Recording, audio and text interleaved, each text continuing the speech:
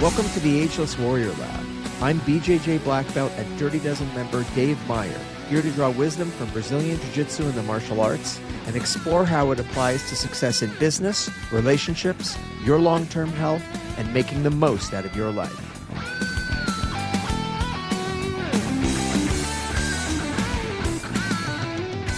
It was around 1995, and there had only ever been a handful of Brazilian Jiu-Jitsu tournaments in the United States at that time, and the Los Angeles Police Academy was hosting one.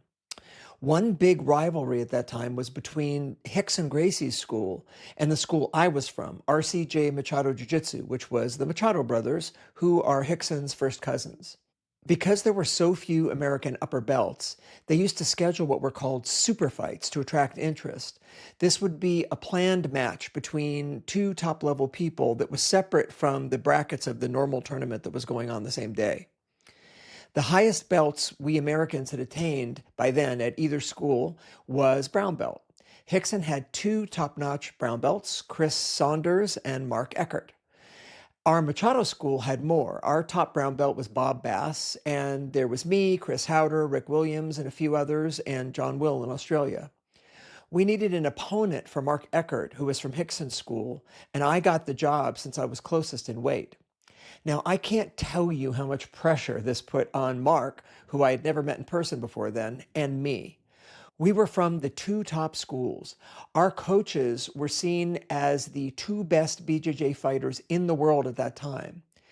Now, for a super fight, they ended all the other matches, and everyone there was focused on one mat, and just us two. All our teammates were there, and all eyes were on us. And again, I can't tell you how much pressure we felt. It was scheduled for 10 minutes, and I remember feeling sick to my stomach in the hours leading up to it, thinking about all the different moves and permutations that might happen. Rickson was Mark's corner coach, and Higgin was mine. The room was silent when the match started. I could hear every word Rickson was saying to Mark, and he could hear everything Higgin was saying to me. It was as if we were pawns on the board with these two grand masters instructing us what to do. Then, in moments of action, the crowd would suddenly erupt, cheering either me or Mark. I'll spare you the details of the match, but I fought mostly from my guard, which Mark couldn't pass, but I couldn't sweep or finish him, and no points were scored. It came down to a decision of the ref, who was Joe Moreira, a well-respected black belt. The crowd was chanting either my or Mark's name, and poor Professor Moreira had Higgin in his one ear and had Rickson in the other, the two giants of the sport advocating for the win to go to their fighter. It was a no-win situation for Joe. I remember just being so glad it was over, sitting down on the mat with my knees bent, watching the argument that was happening amidst all the chants, and Mark quietly sitting in the same way, just several feet to the left of me as we waited for the decision. We were the only two people in the gym not yelling. I remember I turned to Mark and quietly said, "I hope they don't make us do an overtime." And he smiled and he said to me, "Oh man, me too." We were exhausted physically, but mainly emotionally. Stress and that kind of anxiety really takes its toll on you. We both agreed that no matter what the outcome, the fight was a tie. And as it happens, Joe stood us up and he raised Mark's hand, which didn't really surprise me because Rickson had a bit more clout in the family than the younger Higgin. But as I said, Mark and I had both agreed it was a tie, and he raised my hand and the crowd cheered us both. In the last episode, I outlined some types of fear. Fear that comes from an immediate threat, like someone about to attack you, or fear around something imminent but not yet happening, like deciding whether or not to jump off a high rock into a lake. But today, let's talk about anxiety. Fear usually has a clear reason, some imminent threat or action that you're facing. Anxiety can activate the same systems, but without the immediate danger. So if you're feeling anxiety, like a concern about some upcoming competition, or just anxiety moving through your day for no apparent reason, and if I told you to imagine having that anxiety keep being amped up higher and higher, where you'd end up is what you'd describe as full-on fear. To me, fear and anxiety are on the same spectrum. From a neurobiology standpoint, full-blown fear is amygdala-driven, while anxiety engages a different part of the brain that's the area that creates hypervigilance when threats are possible but not yet certain. Anxiety also activates the hypothalamic pituitary adrenal HPA axis, releasing stress hormones like cortisol. If fear is a red alert, then anxiety is the yellow alert. Now, everyone can experience fear and anxiety. These are natural and ideally adaptive responses to life. So there's no shame in feeling or sharing with others that you're scared or feeling anxious about something. Many people, including really strong people who you think wouldn't have an issue, do at times experience fear or anxiety. It's a human thing and it's a brain chemistry thing. I have a lot of friends who fought in the UFC, and I remember one friend who had fought at the highest levels of the UFC pulling me aside at a Brazilian Jiu-Jitsu competition at a local college and telling me how nervous and even nauseous he was. It was hard for me to understand because he fights full contact UFC in front of tens of thousands of fans with millions more watching on TV and large sums of money on the line. And here at this local BJJ competition with no strikes allowed, no crowd to speak of, no TV broadcast, no money on the line, he was feeling terrible and wanted to share that with me. And it just reminded me that anxiety is anxiety. And if you care about the outcome of something, it can affect you no matter how tough or experienced you are. PTSD is an anxiety disorder that also can happen to the toughest, strongest people you'll ever know, soldiers, police, etc. So let's just be clear from the start. Fear or anxiety isn't about a lack of strength or toughness. It's just something that's in us that we sometimes have to deal with. It's pretty clear that fear is a useful evolutionary trait to keep us safe. And I think we can assume that anxiety exists for the same reason. Being anxious or on edge may have helped our ancestors notice predators or other threats that help them survive. But in our world today, with fewer actual physical threats, sometimes that can work against us. Now, competitors in any sport deal with anxiety prior to competition. I'd call this a situational anxiety, meaning there is a specific cause and it's known. In fact, in the martial arts, one big reason people choose not to compete in a tournament against strangers and in front of a crowd is an awful feeling that many people get in the pit of their stomach in the days and hours leading up to the competition. So let's start by looking at situational anxiety, how to cope with it, and how to keep it from blocking you from achieving your best. A lot of people feel dread and even nausea when headed into something that feels high stakes. But here's something to note. Things in the future that are causing us anxiety today sometimes don't even end up happening. I remember training for the IBJJF World Brazilian Jiu-Jitsu No-Gi Championship in 2018. I lived up in San Francisco, and the competition was being held in Anaheim, which is down in Southern California. I had been training hard, and I decided to invite my wife to come down with me and watch. Now, I generally don't like having her or other non-BJJ friends at major competitions because it just adds more stress for me. I worry about if they're having a good time, and it's just more pressure on me to win. But this time she came down with me, and I was feeling more than my usual amount of stress. To keep the anxiety level down, I hadn't even looked to see who else was in my bracket. The day of the event, when my division was called, I saw there actually was only one other person in my bracket, so I only had to win one fight. There weren't many black belts in my 55 to 60-year-old age division at that time. They called me up and brought me out onto the competition mat, and then they were calling my opponent over the loudspeaker as I kept warming up on the mat in front of the crowd, doing push-ups and squats to stay warm. But my opponent didn't show up at all. So they announced he was disqualified, and the ref raised my hand in victory. I looked at the crowd and I just sort of shook my head. Now, I had stressed for days, flew my wife down, warmed up, and didn't even get to fight. I wasted a week worrying about a fight that never happened. Now, before a major competition, if I'm feeling stress, I remind myself that the event might not even happen. The competition could get canceled, or I might get sick or injured or not end up competing. My opponent might get injured or sick or just not show up, things like that. This is part of remembering that situational anxiety is about something in the future and not the reality of what's happening in this moment. If it's making you feel sick days before, it's not the event that's doing that. It's your thoughts about the event. And if you can keep your thoughts in the present moment, which is easier said than done, I know, they won't drift into worrying about the future and you will suffer less stress in the lead up to whatever it is that you're concerned about. Now, a little situational anxiety can actually be useful for your performance. The Yerkes-Dodson law is something that psychologists have known about for a long time, and it shows that a small or moderate level of anxiety actually sharpens focus and improves performance. But too much anxiety degrades performance and leads to errors. Especially in the days and hours leading up to the event, spending too much time worrying about it can absolutely leave you drained. It can cause you to lose sleep and ultimately harm your performance. This leads to a paradox I'll discuss in a future podcast focused on competition. That caring less about the outcome of a competition can often lead you to actually doing better because you don't get the downside of losing sleep and feeling generally stressed and drained. But what if the anxiety you're feeling isn't about any upcoming situation you're aware of and it's just constant and doesn't switch off? That's a generalized anxiety. Generalized anxiety exists seemingly without a specific trigger. It's just a base level of anxiety that's always there, and it's worry for the sake of worry.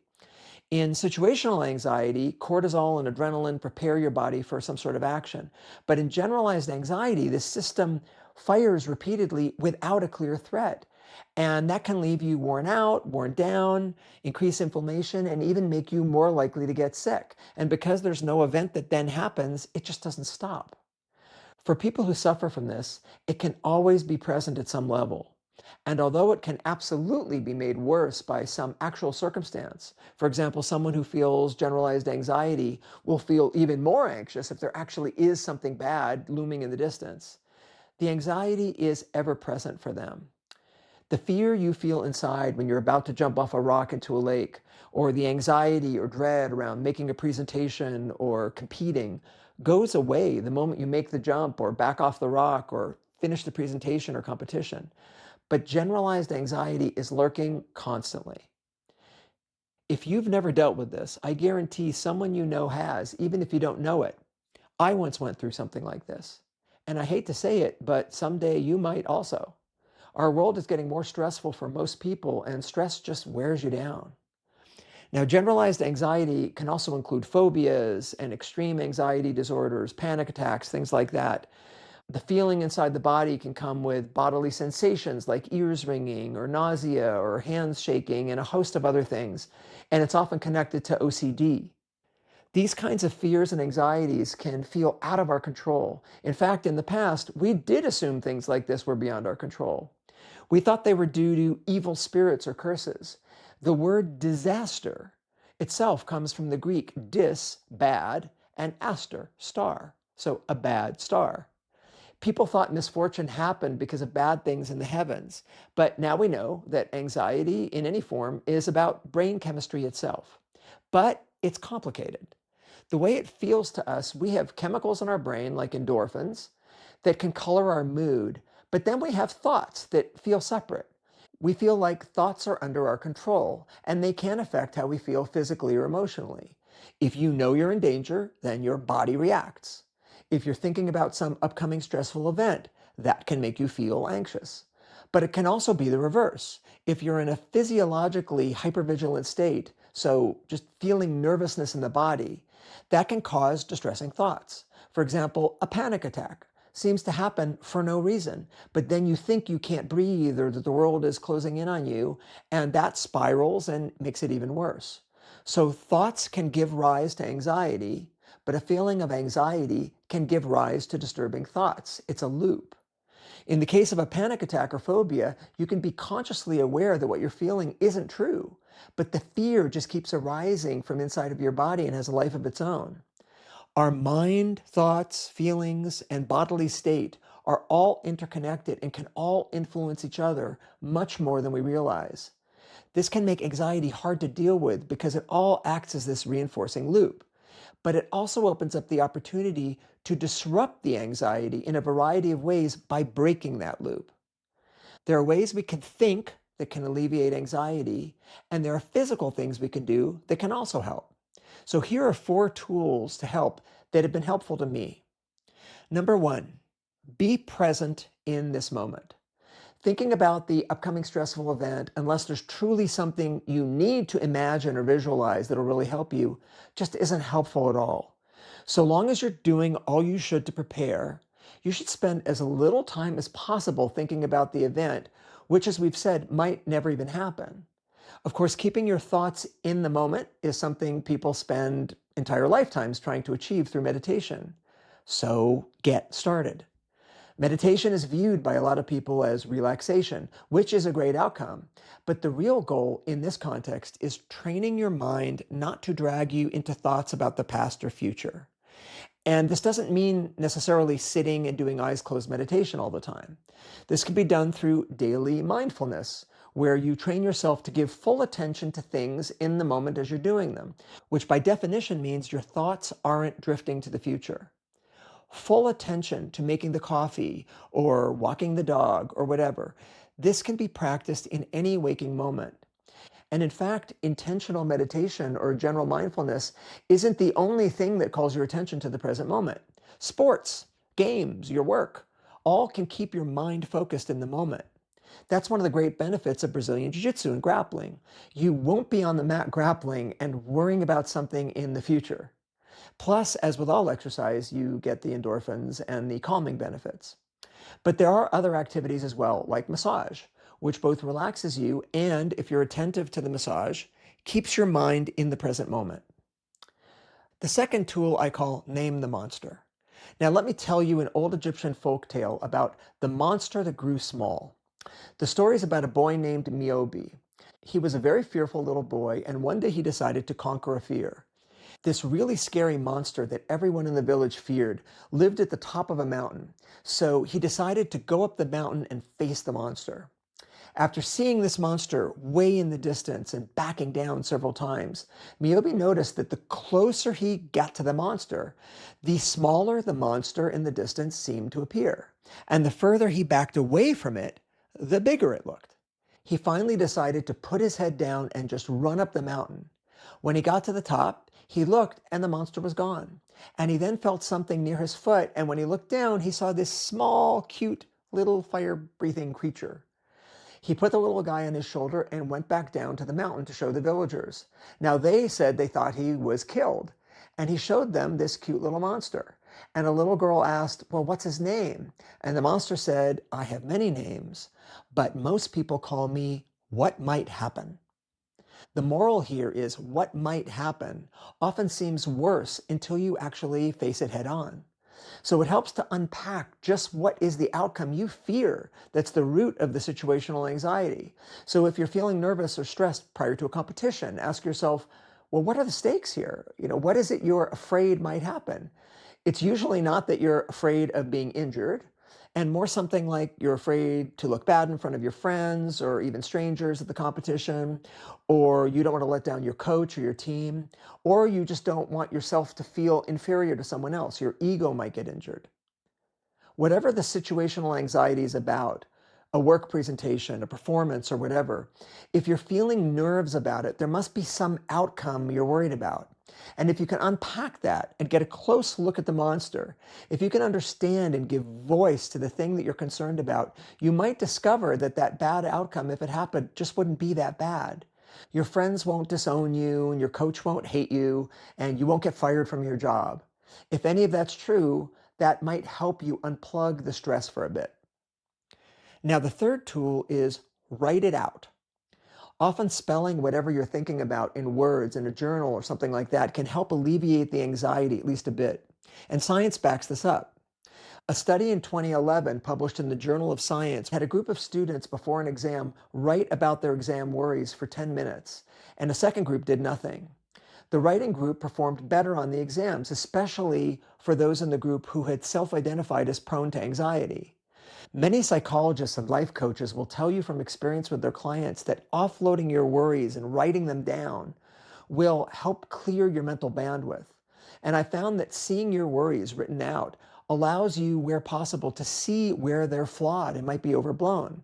Then if you write out what your responses to those worries are, like, My friends will still respect me if I lose this competition, or I won't be fired if the presentation goes badly. Having those realizations written down on a small piece of paper or something like that can come in handy when you find yourself stressing about it again. Just whip out the paper or call up the note on your phone and remember what you already told yourself. Do that every day if you need to. And the fourth tool is shock your system. Cold plunges have become very popular, and I think they're generally great if you don't have a heart condition and if the water isn't too insanely cold. But they're nothing new. We athletes have known for a long time about the power of a cold shower or bath before and after training, not just to ease the joints and reduce inflammation, but to reset your thinking. A long cold shower or cold plunge, to me, is one of nature's magical mood enhancers, and the science backs us up. When you immerse yourself in cold water, your body releases a surge of norepinephrine. This neurotransmitter sharpens your attention, boosts your mood, and dampens pain signals, leaving you feeling calm and alert. Cold exposure also stimulates your vagus nerve, which can lower your heart rate and get you out of that fight or flight state into a calmer baseline. Regular cold exposure can also be kind of a stress rehearsal for your nervous system. So just like in BJJ, when your mind can learn with repeated exposure that physical discomfort is okay, with cold exposure, your body learns to tolerate the discomfort and the cortisol spikes become smaller over time. This can make everyday stressors feel less overwhelming. And cold water has also been shown to increase beta endorphins, the body's natural opioids. And of course, long cold showers or several minutes of cold plunge can reduce physical inflammation. Chronic anxiety has been tied to low-grade inflammation, but I think the jury is still out on that. And remember, you don't necessarily need to own a tub. Various research studies, including a study called Adapted Cold Shower as a Potential Treatment for Depression in 2008, showed that daily cold showers of 2 to 3 minutes significantly reduced symptoms of depression and anxiety in participants. There are also other hacks for anxiety, of course. Gut microbes have been shown to influence people's mood and anxiety, and some studies suggest that probiotic changes can reduce anxiety symptoms, so it never hurts to eat probiotic foods like sauerkraut and kimchi. And then there's always drugs. Lots of people know how a little alcohol can calm the nerves, and for some people, pharmaceuticals really improve their lives. And of course, the good news is if any of these methods work for you, and even if they don't, but if you're just able to get through the situation that's causing the anxiety, that experience alone of being exposed to the problem and getting through it can help alleviate similar anxiety symptoms next time they arise. So the four tools again are: one, be present in the moment. Train your mind not to wander into the future. Meditation, mindfulness, or Brazilian Jiu-Jitsu can hold you in the present moment. Two, name the monster. Spell out the worst case outcome. Often the monster grows small when you put it into words. Three, write it out. Write out your worries. Science shows it clears mental bandwidth, and you can even write down things you want to remember of why your worries maybe aren't valid. And number four, shock your system. Cold water resets your brain chemistry. You don't want to miss out on things in life because of anxiety, especially things that matter. There are things you're here with your limited time on this planet to experience and to accomplish. You can't let anxiety stop you. So use the tools and don't be shy to tell someone else how you're feeling. You may just discover they've been there too. I know I have. Remember, anxiety, whether it's situational or constant, is just brain chemistry, not any weakness in you. So don't stress about being stressed. Be kind to yourself. You will get through it, and it will make you stronger. I'd be happy to hear any challenges you have with anxiety. So please leave comments wherever you're listening, and I will read them. And if you enjoyed this podcast, please remember to subscribe, comment, like, and share. If you're listening on Apple or Spotify podcasts, a review would really be helpful for us to spread the message. So thanks for that. I'll be back next week with more lessons from the lab. In the meantime, keep developing your strengths, your wisdom, and go out and do good in the world.